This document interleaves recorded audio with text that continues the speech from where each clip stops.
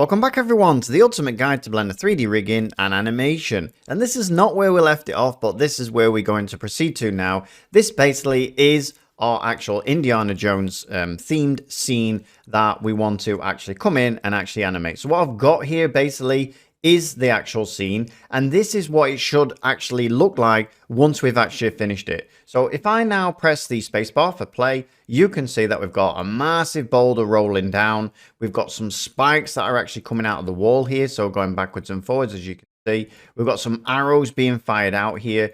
We've got some rubble falling out of the sky. We've got a monkey that's going to be moving up and down in here. Not sure actually why that's not actually playing. Let's just have a quick look. Let's put it back, and there we go. All right, so it's just because I actually extended the animation and I forgot actually to move the monkey up and down. So we can see here that this shakes. So you can see it shake. The rocks actually drop down.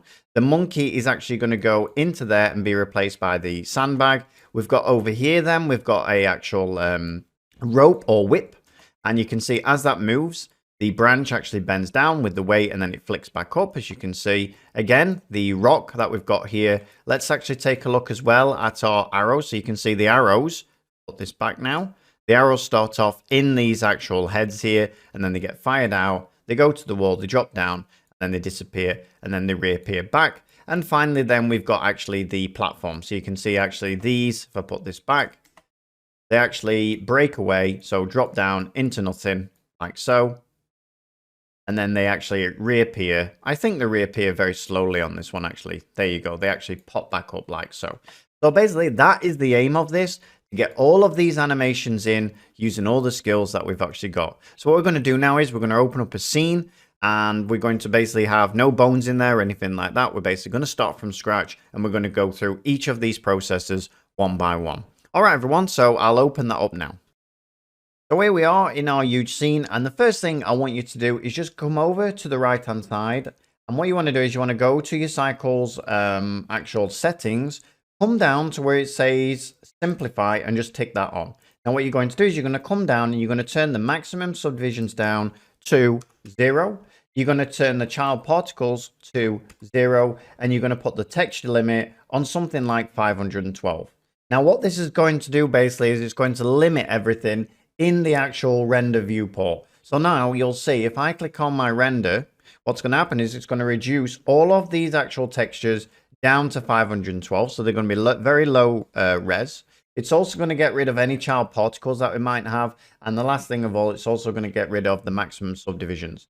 Now, this is important because you can see it's a huge scene. It's got 500 polygons in it, basically. So we need to actually reduce this down. So you can see now I can actually come in and reduce them down to 128. It will take a little bit of time to think about it, but then you can reduce that down even more. So just depending on what setup you've got, you might want to reduce down your actual textures and things like that, because this is what actually creates all of that stuttering. You can see the frame rate, once I go round, is going to drop really significantly depending on how complex the scene is, how many polygons it's got, how much, especially textures. I mean, if this has 4K textures in it, it's going to really slow it down drastically. So that's what I want you to do to start with. The next thing that you should do when dealing with a large scene like this, as you can see, we've got one with a lot of lights in there. We want to be able to turn off all of these lights. We've also got an empty in there. I think that empty can be deleted away. So I'm just going to delete that out of the way. So delete your empty as well.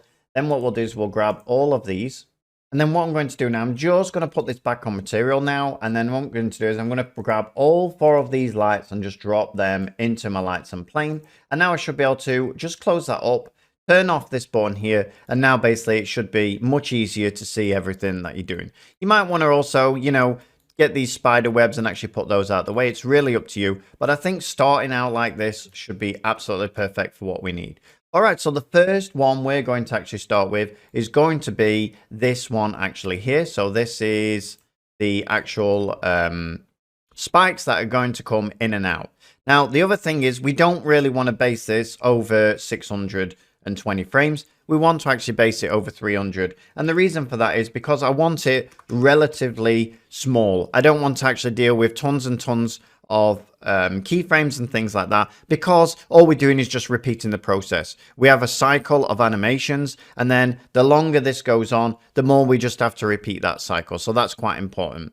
The other thing is when you come in to animate anything, just make sure that it's not actually got a animation on it already. That's important in case you actually get something, you know, in your own scene, or, you know, you've got someone else's work or something like that. So the way you check for that is basically, you can see we've got no bones in here, but that doesn't mean there's not an armature attached to this. So if you come over here, you will see on the modifier tab is a red armature here. Just click that off. So basically just go around the parts that are actually going to be animated. So all of these parts here, click off the armature. Same for the rock, click it off. Same for the actual whip. So I'm just going to zoom in here like so. We're going to click that off as well. We're going to come then to the monkey head, do the same thing here. We're going to come to this big rock, click that off, and we're going to do that for the small rock. So nothing should be on here now. Everything should be set up without an actual armature on there.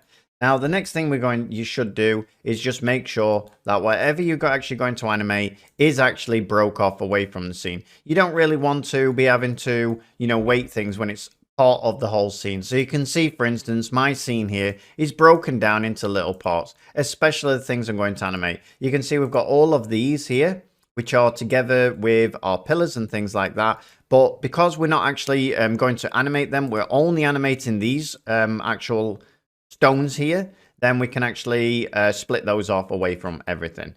So basically now we should be actually ready to start. Now the other thing is, although it's nice to look at this at the moment, we can also come to our vines. You can see we've got one that says vines here, and actually turn that off as well. That then will make sure that we've got nothing in the scene, making sure everything runs smoothly. Last of all, I tend to work on object mode, so this one up here, rather than trying to work on material mode, because you simply don't need to see it until you're ready to have a look at what's being actually animated. So that's also really important. All right, so that's pretty much everything. And then what we'll do now, we'll stop this lesson here, and then we'll make a fresh start on our actual spikes coming in and out on the next lesson. All right, everyone, so I hope you enjoyed that, and I'll see you on the next one. Thanks a lot. Bye-bye.